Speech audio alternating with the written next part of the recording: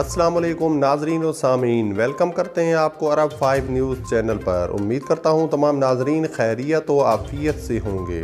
बढ़ते हैं आज की सऊदी अरेबिया की ताज़ा तरीन खबरों की जानिब, लेकिन इससे पहले सऊदी अरेबिया की तमाम वीज़ा बीट्स और ताज़ा तरीन खबरों के लिए नीचे मौजूद सब्सक्राइब बटन पर क्लिक करें और साथ ही बेल आइकॉन पर क्लिक करके आल के ऊपर क्लिक कर दें। नाजरीन, जैसा कि आपको बताया जा चुका है कि 2 जून तक तमाम वीज़ों और अकामों को तजदीद कर दिया गया है। आज आपके लिए दो खुशखबरियां दी जा रही हैं। पहली खबर आपको बताते चलें कि PIA पाकिस्तान से सऊदी अरब लाहौर से जद्दा आने की इजाज़त मिल चुकी है। जी हाँ नाजरीन, बहुत बड़ी खुशखबरी से आगाह करते चलें कि PIA को सऊदी अरब आने की इजाज़त मिल चुकी है।